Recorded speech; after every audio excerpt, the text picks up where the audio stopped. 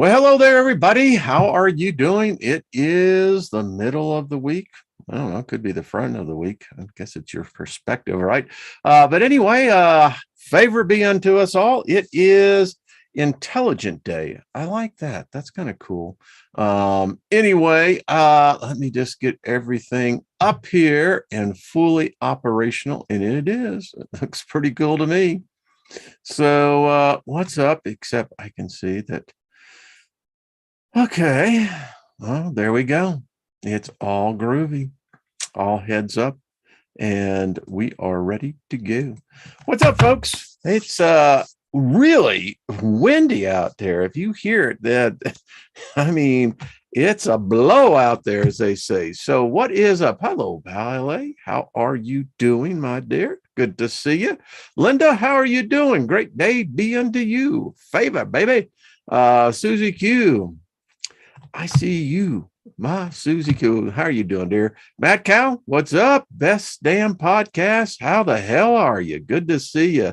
Marie, good to see you. Hello, Chloe. Emperor X, Big Al. How are you doing? Melissa, Nina, David Castle, and Rufus. How are you doing as well? Linda Espinoza, how are you? Chloe, Isby, John Price, and Eric, and Melinda.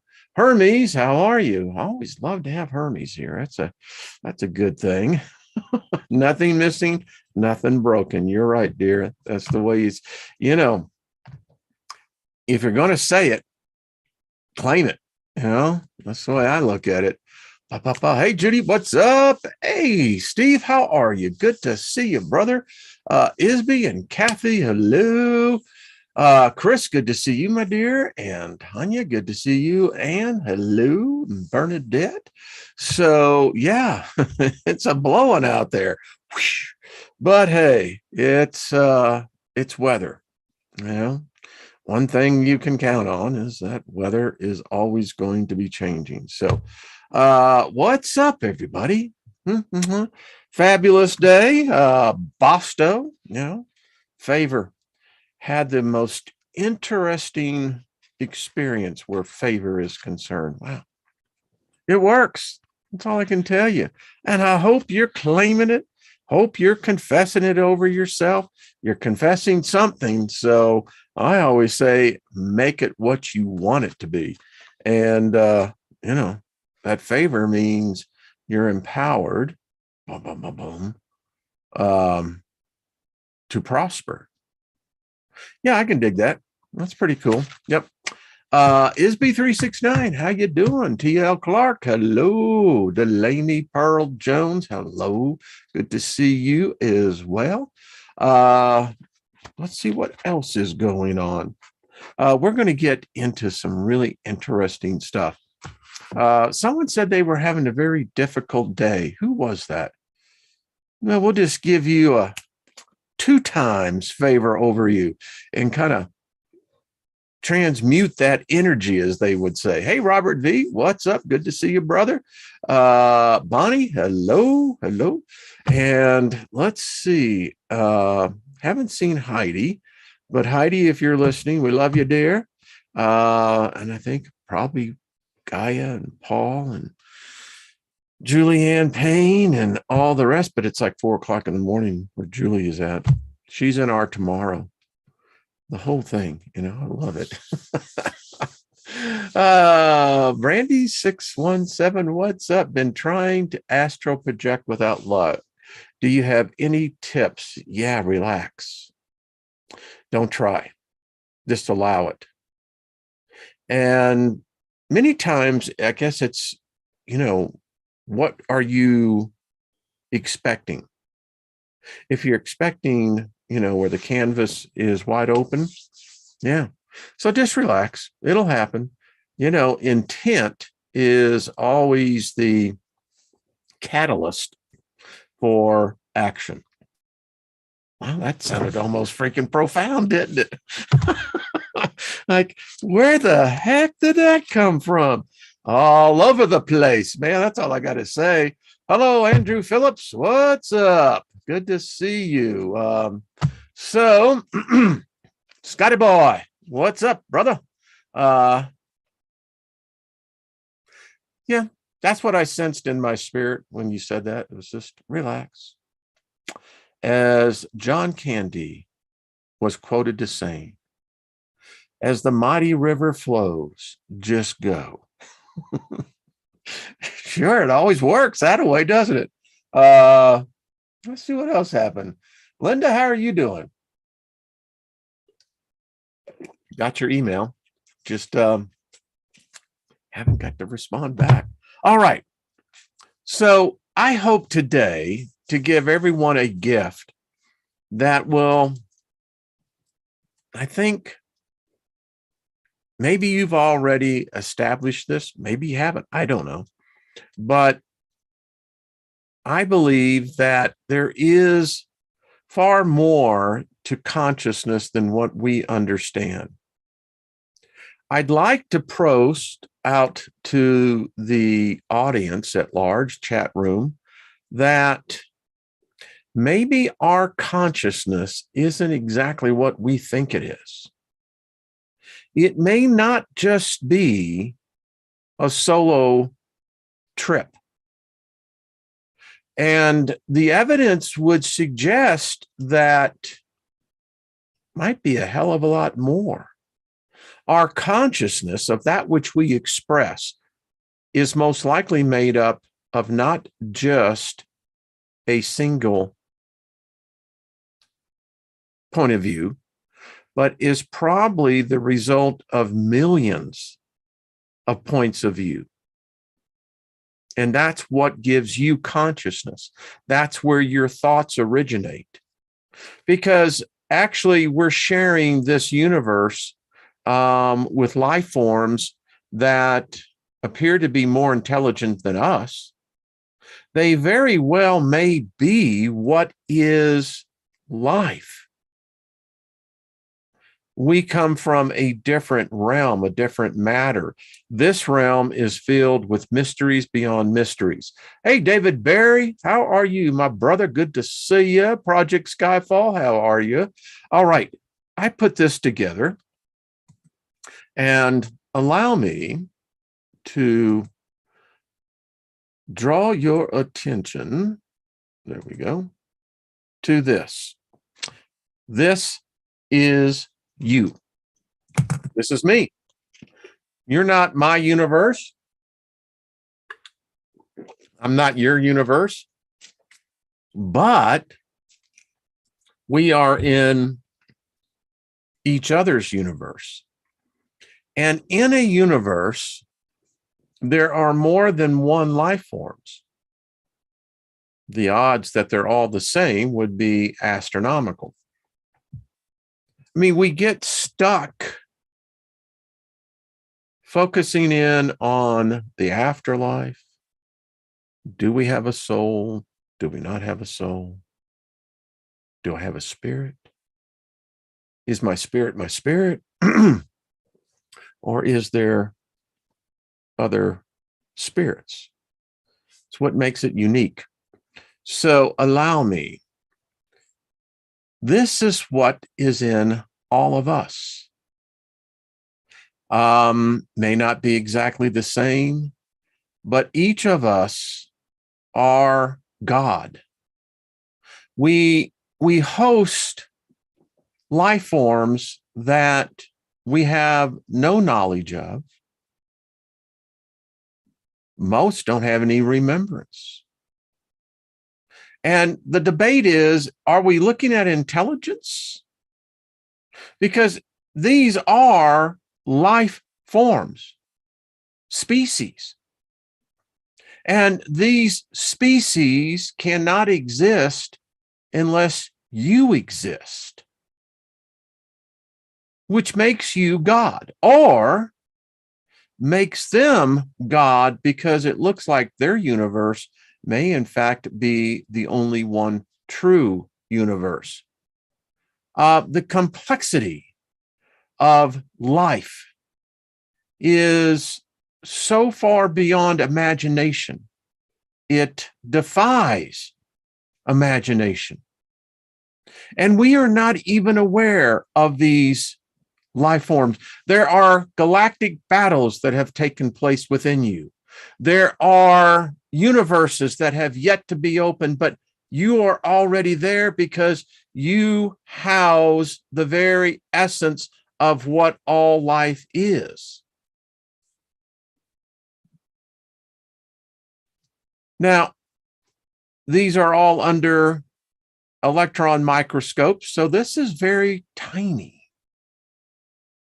But what are we looking at? Is this intelligence? It's alive. It seems to have the ability to communicate to its kind. There seems to be a collective consciousness. Are these not the very same terms that we define ourselves by?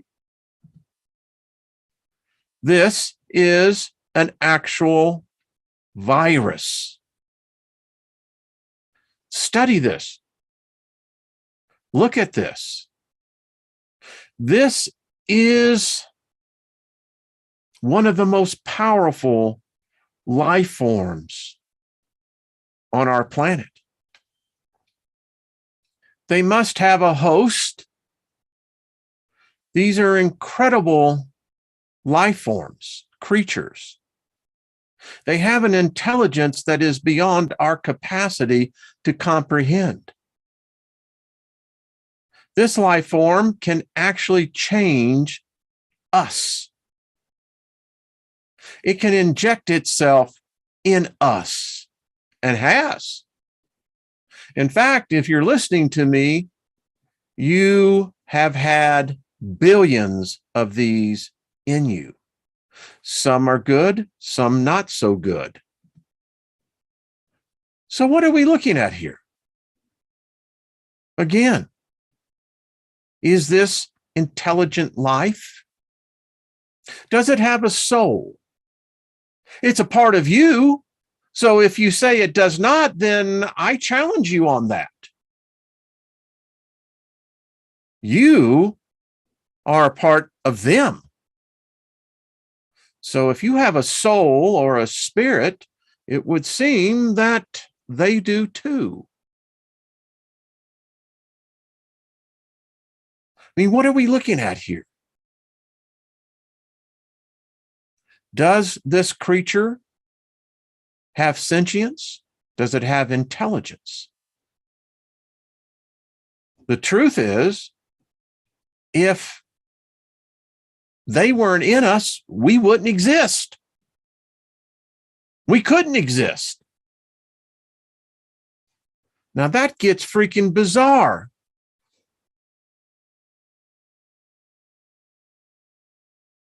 I mean, it's pretty wild when you think about this. You and I cannot exist if these beings don't exist in us.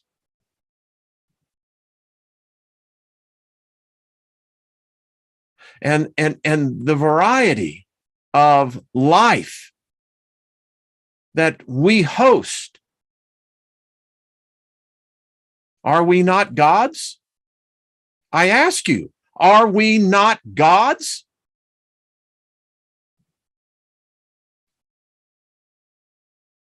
Creatures that live on the outside of us, that feed off of our skin. If they weren't there, your bed is filled with them. Your clothes. But what they do for us, we could not exist. And so if it has eyes, does it not see? I bet it sees more than what we see.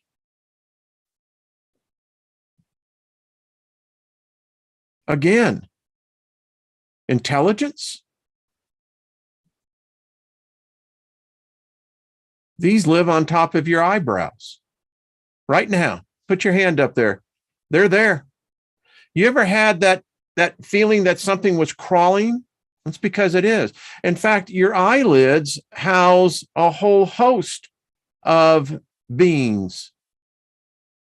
They exist in a universe, in a world where you provide all the nourishment. You provide for billions of generations. The lifespan of these creatures varies, but they exist all around. They're on you right now. Yeah. They're on you right now, feeding off of you. You're feeding them.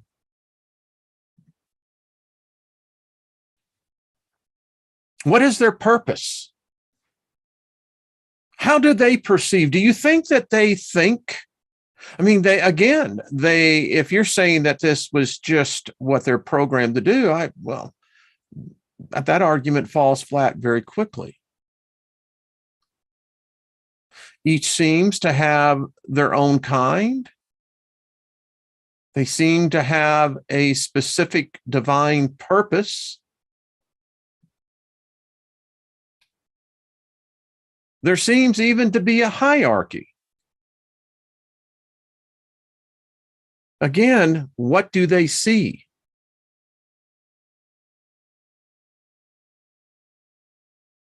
They're alive. They colonize. They breed. They reproduce. They give their posterity either the full Akashic record of their species, and no doubt you are most likely in their memory because you are God or goddess.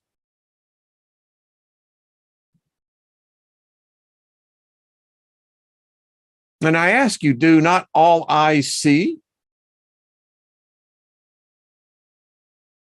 The interesting thing is that they only see on the inside of you. And I wonder what they see in each of us.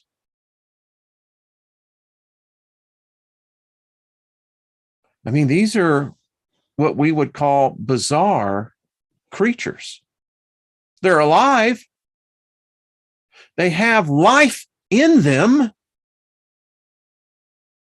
because you are their life. Or it may be vice versa. Maybe they are our lives. Even when your body ceases to generate the life energy, there are specific groups of these life beings, these creatures, these beings that will feed off of you. You will provide multi-millions of generations of new beings.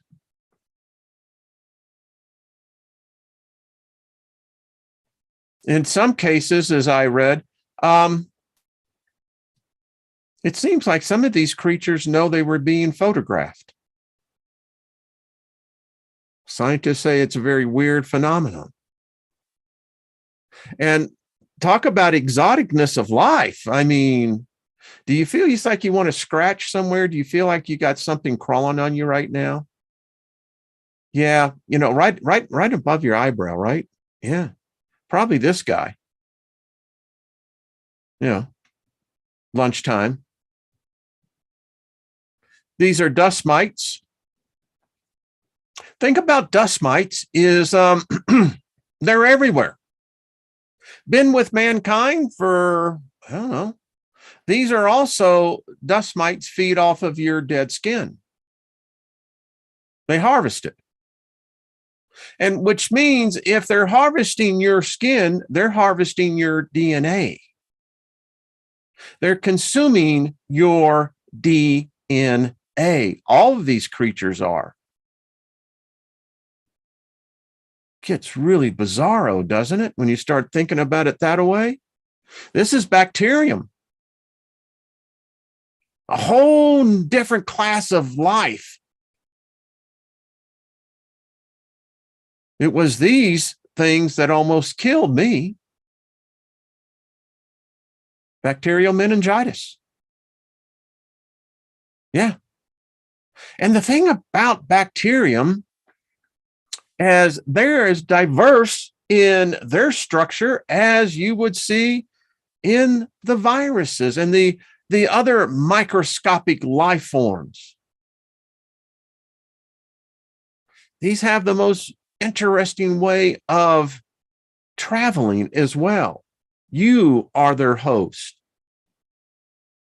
This is a life form that has its own world, its own political, its own religious system. Now you say, well, that's ridiculous. Well, all right, believe what you want, but they're a hell of a lot smarter than you are. Because if they didn't exist in you, even in your brain, you couldn't actually have cognitive thought.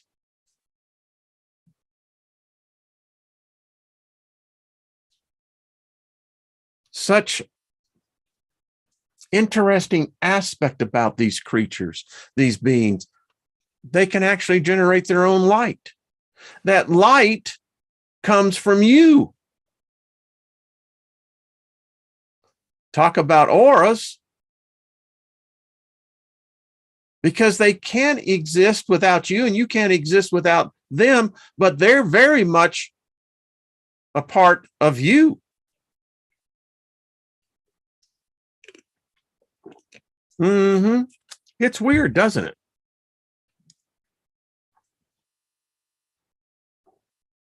Look at that. That's off a human being, by the way. You got these on you right now. I mean, probably you need varied forms beyond that. I mean, these are so small that the incredible shrinking man never encountered them. And it appears that they give us ideas. I mean, here is something that lives on a human, all of us, apparently. Guess they have to use the crapper too, don't they? But these life forms, and they're complex. There's intelligence there. Has to be. And they're in us. I mean, I was looking at this as I was putting this together, and it was, you know, you get carried into this because this has all been photographed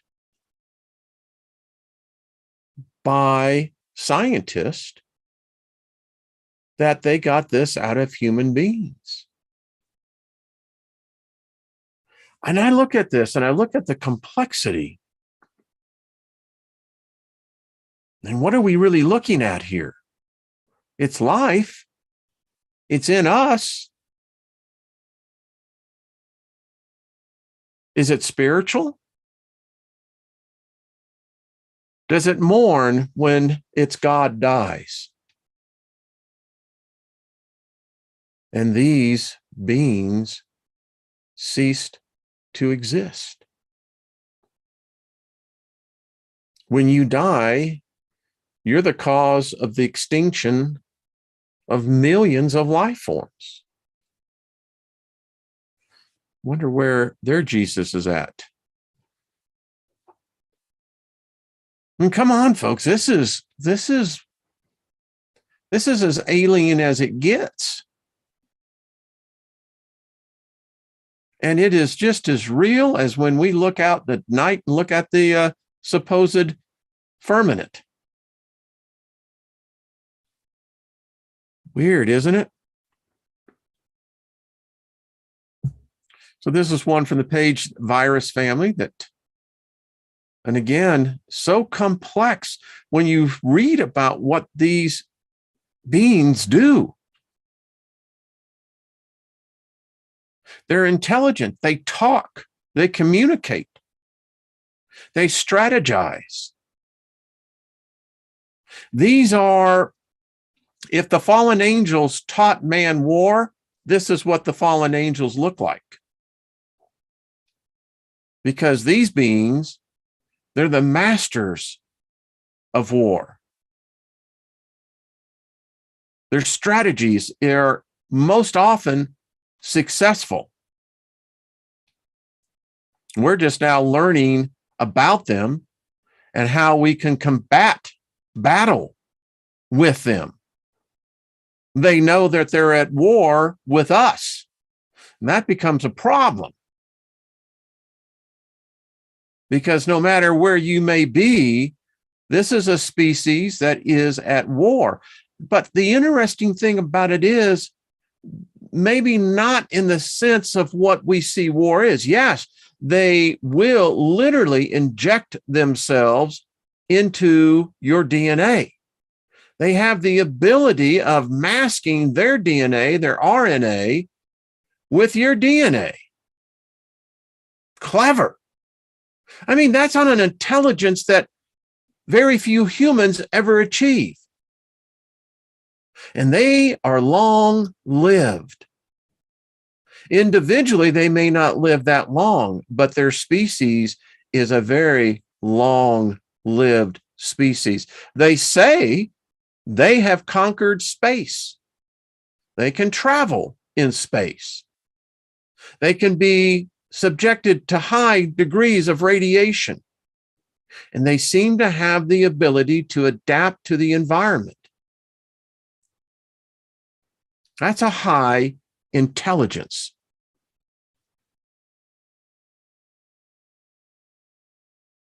That's us.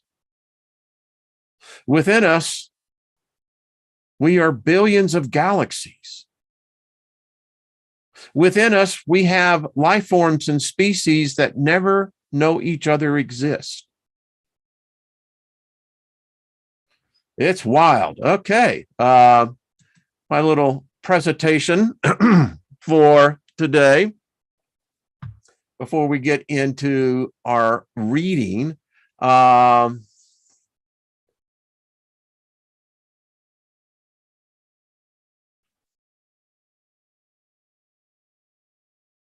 Okay, good. It seems like, I hope everyone saw that. So, oh, well, that's a shame.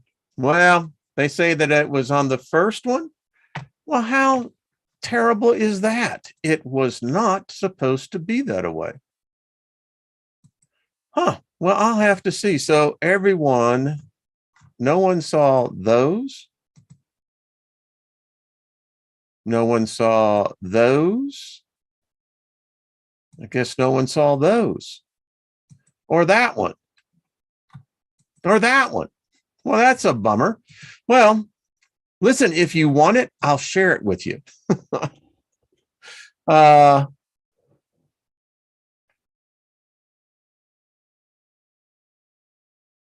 It's amazing. Huh, so you didn't see any of the slides. Well, what a shame. Well, you missed it because if you take the narration, and if you want, I'll send you the PowerPoint. It's very interesting. Everyone just saw one. Well, what a shame. I don't know why that is. Zoom, that sucks. Well, what we do is that we adapt and we move on. You really should see those, though. It's quite amazing what lives in us. It's a different one, and it's a shame. You just hovered over one of them. Okay, well, so if you could see this, and I'll try this once again, and I won't make them large. I'll do this real quick. And if you can see these, you'll see what I was talking about. Apparently you can see them. All right. So I won't spend the whole time, but now you know where the narration, these live inside you. They really do. And I'm hoping everyone can see these. It only took a couple of hours to pull it all together, but there they are. Strange little creatures, aren't they?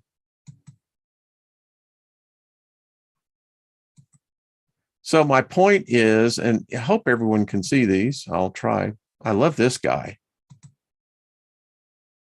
This is the virus I was talking about. These are dust mites feeding off of you in your skin. That's bacterium. More bacterium. More.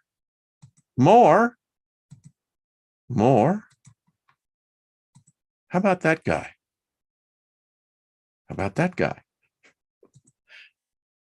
Adaptability, folks. That's what it is. We know how to move with it. So anyway, hopefully you saw some of those. And how does that relate to Manly P. Hall? You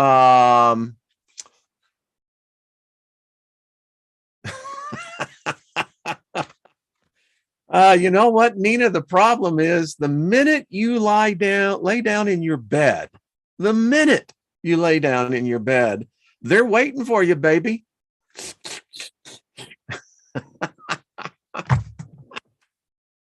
Oh, you gotta love it. It's true. All right. So, and this is what Manly P. Hall is trying to say to us. It's not the Bible. It's not the Quran. It's not all these holy books. It's you, baby. You are the living scripture. What's the point to all this? You are housing in us right now, you individually, billions of life forms. They're intelligent. They communicate. They organize. They keep you alive. And they need you in order for them to stay alive. And as my point was, is this collective consciousness, does it play a role in our consciousness? I don't see how it can't. If they're consuming our DNA, your individual DNA, they are created in an essence, in an image of you. When people say, well, I don't look like that. Well, your face is made up of millions of different cells that are acting autonomously.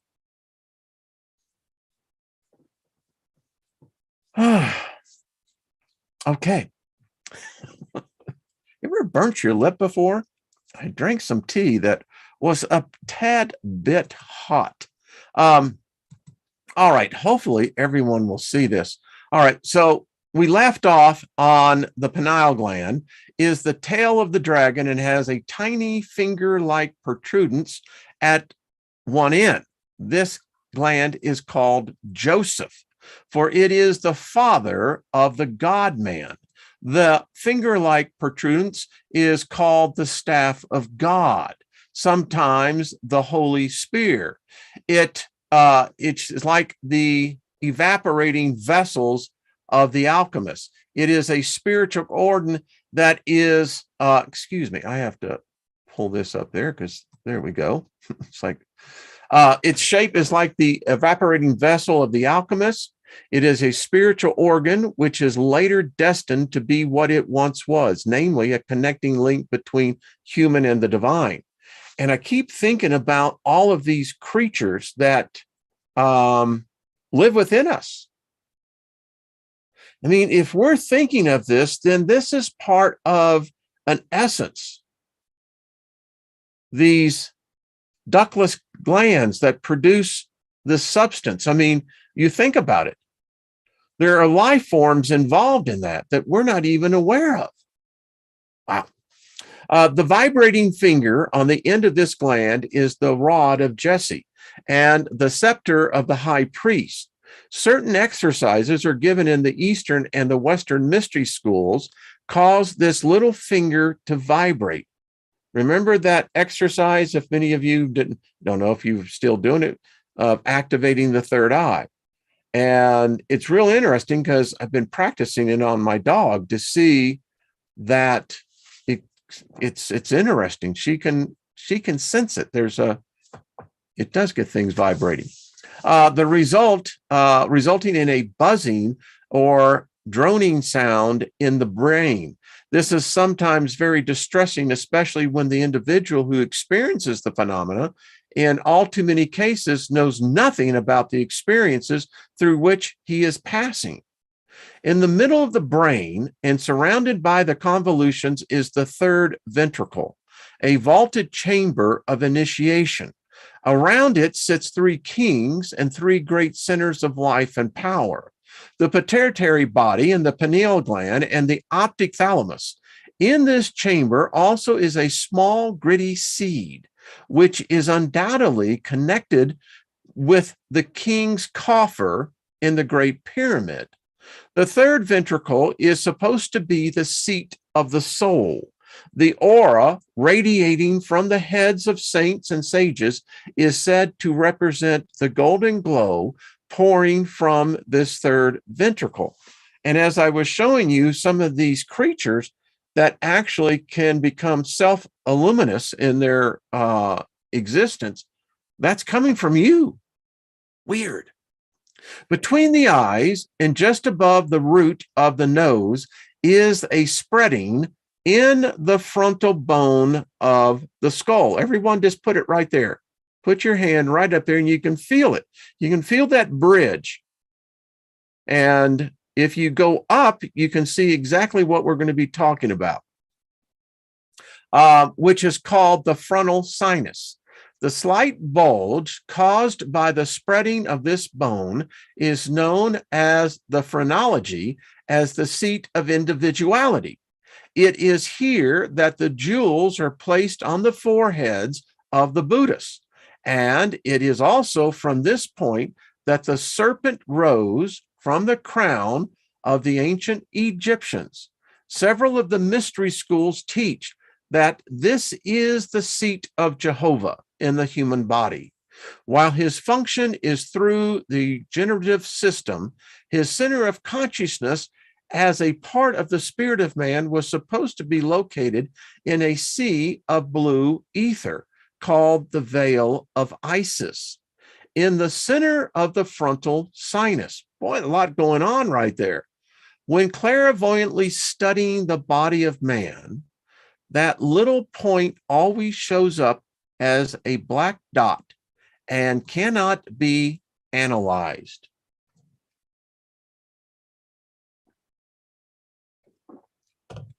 The Palatine Hill of the ancients, upon which were built the temples of Jupiter and Juno, also has its place in the human body.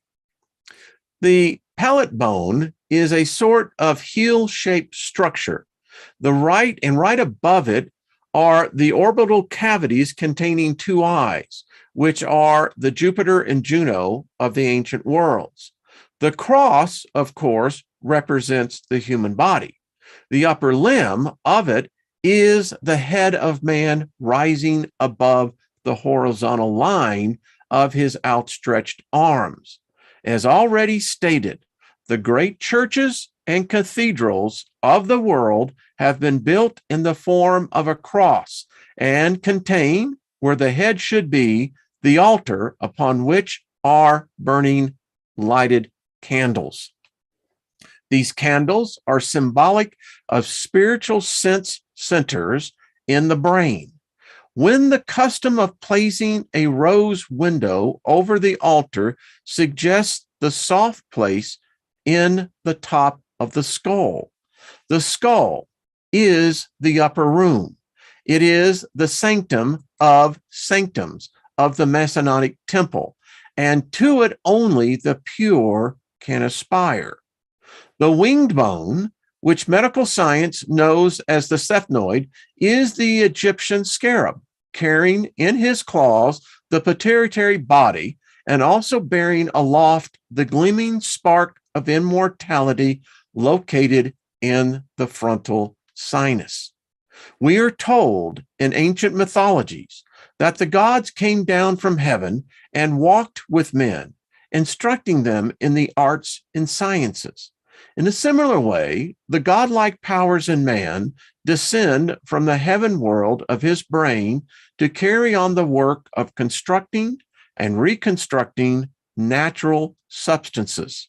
We are told that in the ultimate of evolution, man's body will slowly be dissolved back into the brain, where its origin, until nothing remains but 7 globular centers radiating 7 perfect sense perceptions, which are the spirits before the throne and the saviors which he is bringing into the world to redeem it through the 7 periods of growth.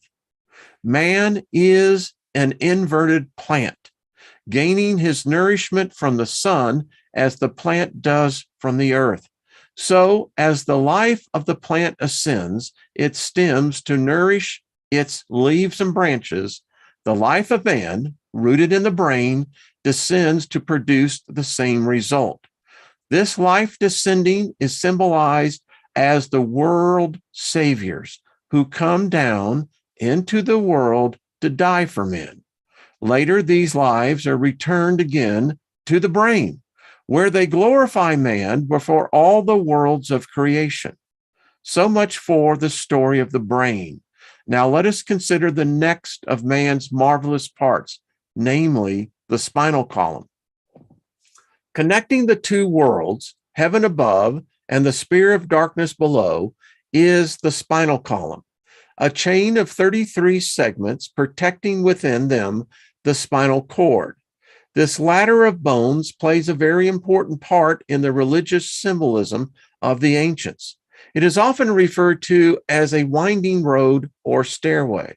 Sometimes it is called the serpent, at other times the wand or the scepter. Hindu's teaching that there are 3 distinct canals or tubes in the spinal system. They are called the Inda, the Pingala, and the Shumma. These tubes connect the lower generative centers of the body with the brain. The Greeks symbolized them by the cardicus, or winged staff of Hermes. This consisted of a long rod, the central Shumana, which ended in a knob or ball, the pons of the medulla oblongata. On each side of this knob were winged arched over, used to represent the 2 lobes of the cerebrum. Up this staff and twisted around it wind 2 serpents, one black, the other white. This represents the Ida and the Pingala. The ancient Hindus have a legend concerning the goddess Kundalini, in which it is said that she descended by means of a ladder or cord from heaven to a little island floating in the great sea. Connecting this with embryology, and embryology is very important, we'll get more about that, it is evident that the ladder or cord represents the umbilical cord. With the little island is the solar plexus. When the ladder is cut away from heaven, the goddess flees in terror to the cave, the sacral plexus, where she hides far from the sight of men.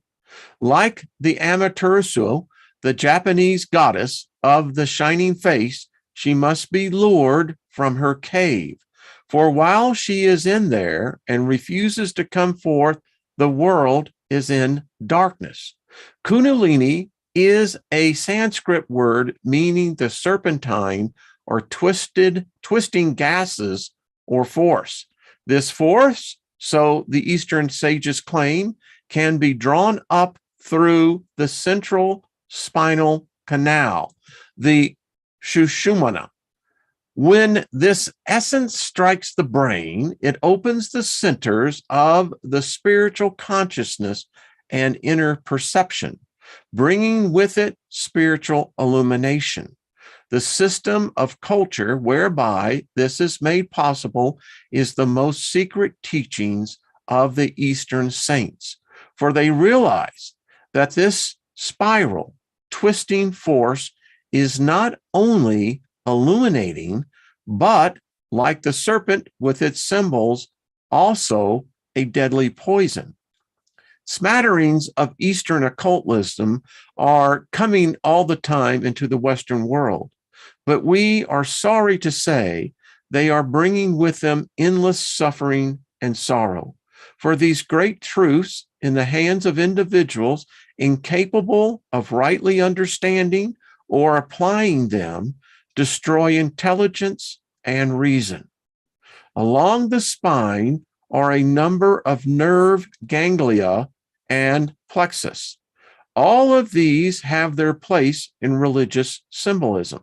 For example, we are told that the early Jews called the sacral plexus and the sacral sagittal ganglion the cities of Sodom and Gomorrah. There is a small plexus in the region of the kidneys called the sagittarial plexus, which the ancients knew as the city of Taurus, where St. Paul fought with the beast. Higher occultism teaches that the lotus blossom nerve centers on the spine are reflection or negative poles bearing witness of 7 great positive centers of consciousness located in the brain. These 7 functions through the centers on the spine in approximately the same way that the 7 spirits before the throne function through the planetary bodies. The disciple is warned not to work with the centers upon the spine, but to labor instead with their true rulers, the centers in the brain. The wandering of the children of Israel in the wilderness, the pilgrimage of the Mohammedan at Mecca, the endless pilgrimages of Hindu holy men who spend their lives wandering from one shrine to another, represent the pilgrimage of the spirit fire Kundalini through the nerve centers along the spine. By certain specifications, force is turned into these centers one after the other until, when seen clairvoyantly, they are great flower-like arenas from which light rays stream like petals. Each of these lotus blossoms has a different number of petals according to the number of nerves which branch out from it. It is said that the Logos, when the time came to create the material universe, entered a state of deep meditation, centralizing its thought power upon the 7 flower-like centers of the 7 worlds. Gradually, its life force, descended from the brain, which was the great superior world, and striking these flowers, one after the other, gave birth to the lower worlds. When at last his spirit fire struck the lowest centers, the physical world was created, and his fire was at the base of the spine. When the world returns to him again, and he once more becomes supreme in consciousness, it will be because he withdraws the life from these 7 centers, beginning with the lowest, and returns it again to the brain. Thus, the path of evolution for all living things is to raise this fire, whose descent made their manifestations in these lower worlds possible, and whose rising brings them into harmony once more with the superior worlds. This myth of the life force that came down and took upon itself worlds is found among all civilized nations of the earth. This is the Haram Abif, who built the Masonic temple, the bodies, and was then slain by the 3 vehicles which he formed. This is likewise the Christ, slain for the sins of the world. Because of the fact that this spinal fire is a twisting serpentine force, the snake has been used in all parts of the world to represent the world saviors. The urus, worn by the Egyptian priest, upon their forehead, like the brazen serpent raised by Moses in the wilderness, was symbolic of Kundalini, the sacred cobra, who, when she was raised in the wilderness, saved all who gazed upon her, Moses, the brazen serpent. Odd, isn't it, how modern culture teaches that Satan, Lucifer, is represented by the serpent, the dragon. Yet, these very same symbols are repeatedly used in all of the books as healing. So if man is to interpret that correctly, why the deception? Why is it today that it's evil where the serpent is concerned, the snake? Yet without those serpents, the double helix, we can really get into this deep. And actually, it was the serpent that was crucified, not a man, but that's neither here nor there. Why did it heal? And if it healed then, and my wife's a nurse, she has it in her pen, you know, all nurses get them, doctors do too. So why do they wear that? Would it not be logical to say that if you're wearing the representation of healing, why aren't we teaching our children that they should be more in tune to the serpent than to an unseen, undefined savior? As the brain is the center of the divine world, so the solar plexus is the center of the human world. For representing semi-consciousness, it links the unconsciousness below with the consciousness above.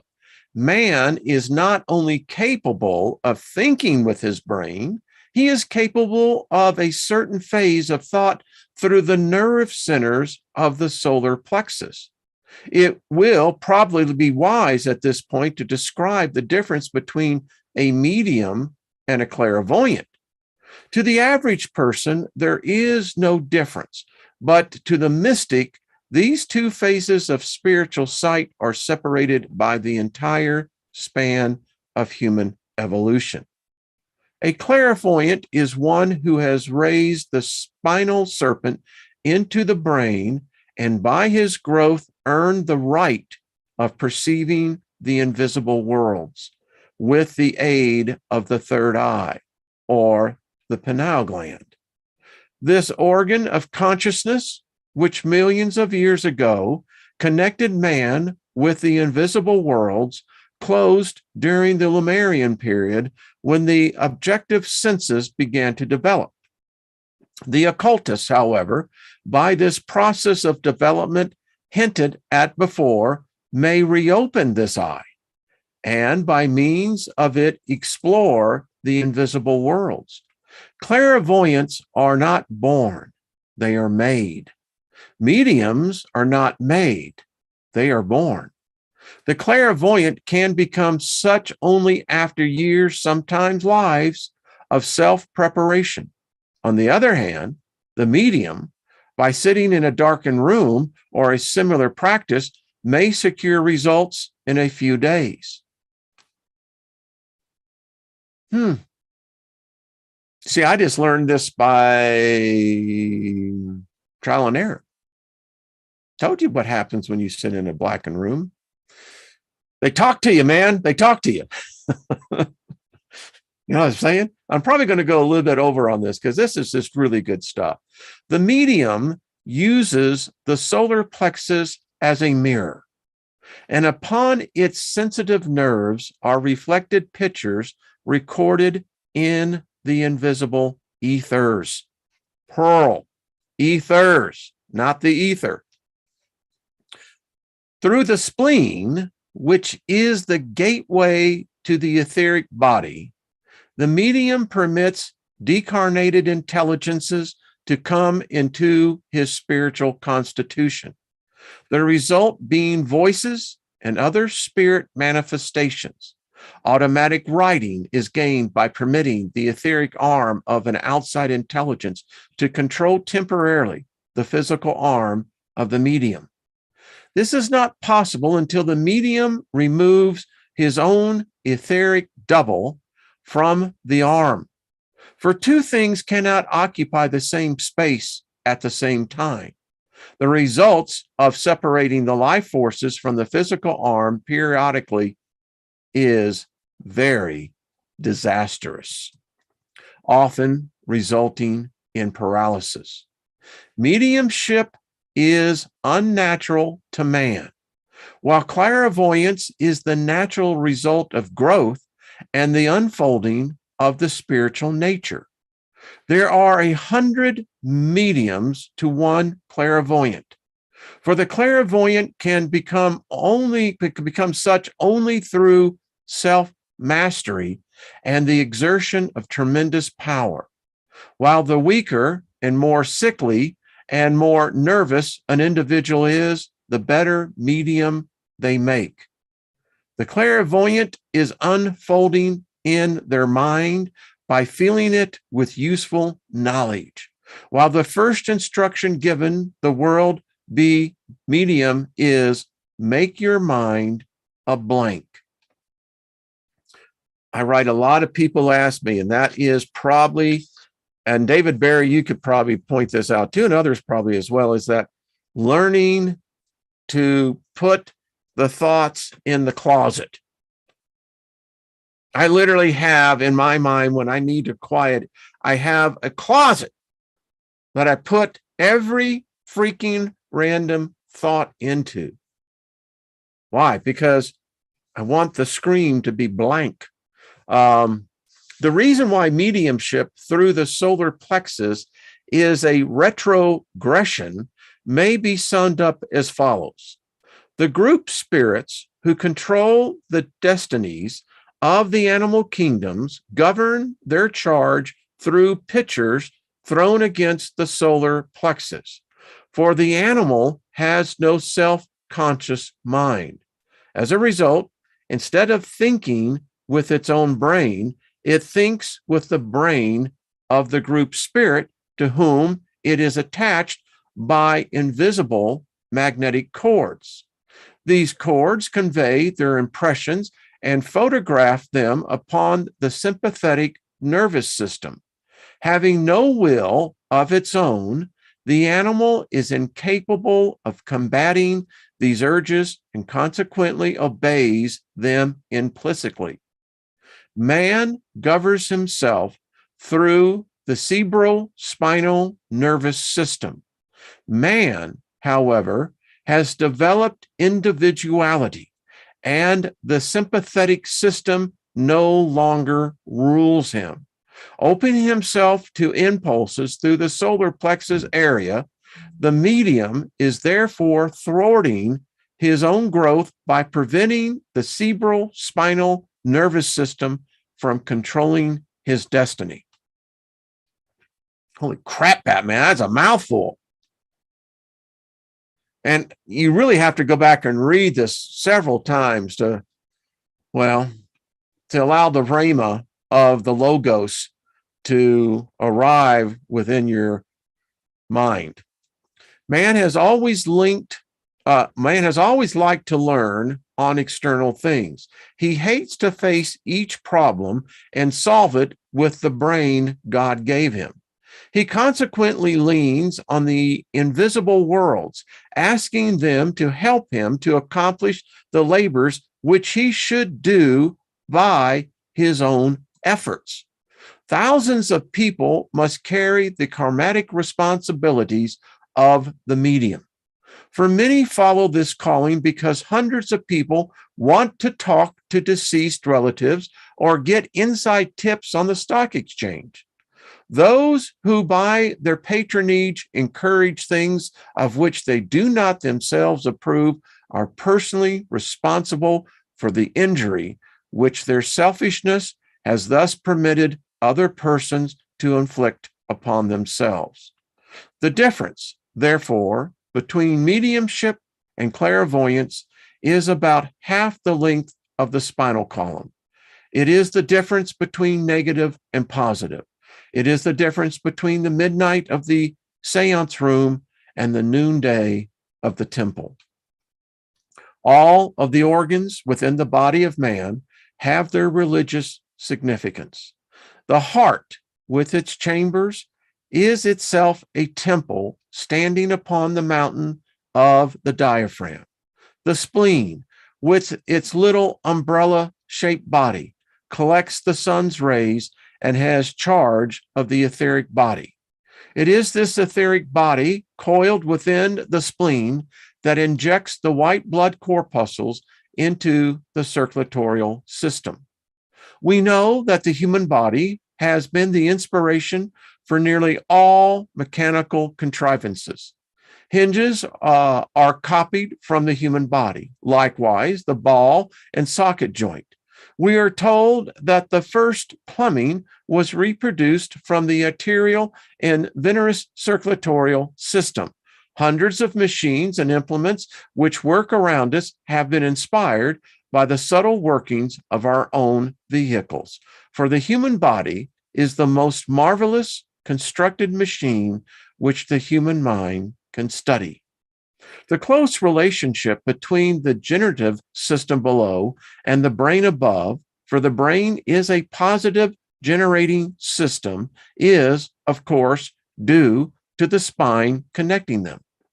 At a certain time, a number of little doors, which now separate the brain from the generative system, are opened, and the Sushumna becomes an open tunnel so that every impulse is carried immediately to both ends of the body.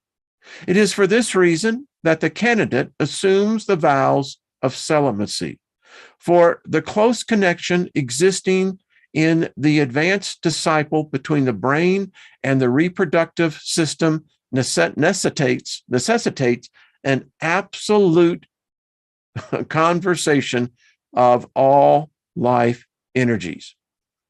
Excuse me, it was conservation. So there's where the vow of celibacy comes in. The tonsils are directly connected with the generative system. Isn't it odd how in the 20th century, they removed so many tonsils from people, which they never realized that they were doing was, they said it was a non-active organ. I still got mine, but who would have known? The fact, in fact, are part of its positive pole in the brain. Now think about this. So the tonsils are directly connected with the generative system. In fact, a part of its positive pole in the brain. So what happens if you remove it? The present deplorable custom of vaccinating children and cutting out their tonsils the moment they appear in the world will sometime result in a distinct degeneration of the race. Most tonsils are infected as a result of the child eating too many sweets during the first few years of life. The moral is, don't cut out the tonsils, cut out the sweets. Most parents are responsible for the sickness of their children. Through either ignorance or indulgence, they allow the infantile consciousness, as yet uncontrolled by its higher vehicles, to destroy itself before life fairly begins. When children are sick during the very early years of life, the physician will usually find the cause of the ailment in the parent, and the father or mother, and not the child, should be dosed with pills. If the stomach is kept in proper condition, the tonsils will give very little trouble. The absolute economy exhibited by nature in the building of all its structures should be sufficient proof that the Lord was not wasting his time when he made tonsils and appendix. He apparently had a reason for making them. But these poor, unoffending organs have become a gold mine to medical science, who remove them at the slightest provocation. We are told that the vertical position assumed by the human body, which therefore forces the contents of the intestinal tract to travel part of the time uphill, is the contributing cause of the appendix, which is missing in creatures of horizontal carriage. Every organ not only has its visible purpose, but it also has an invisible spiritual purpose.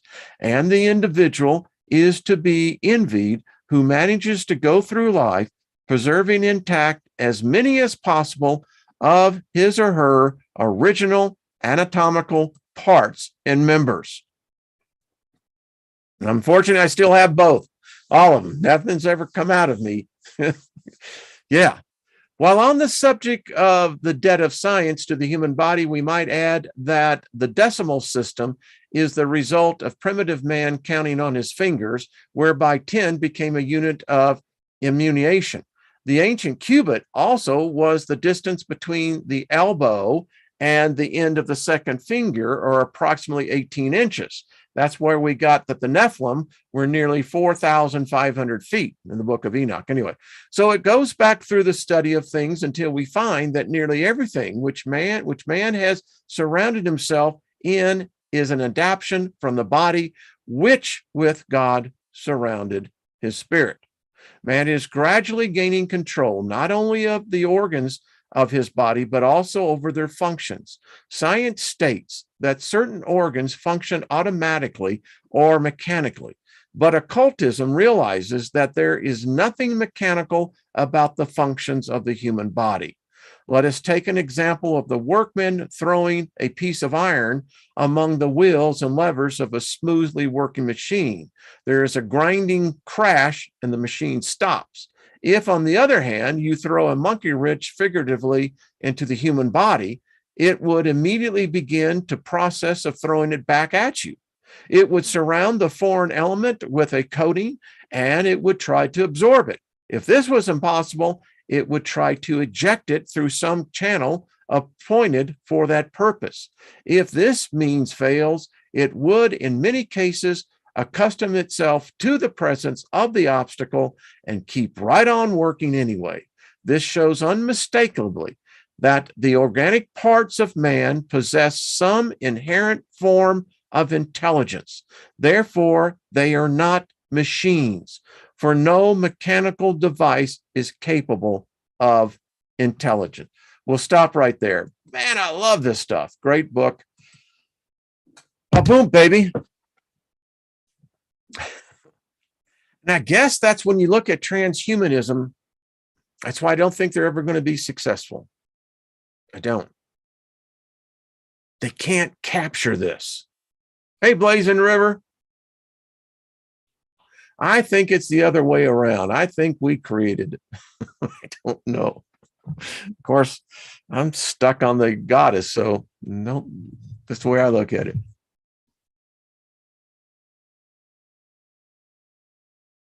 Yeah, David.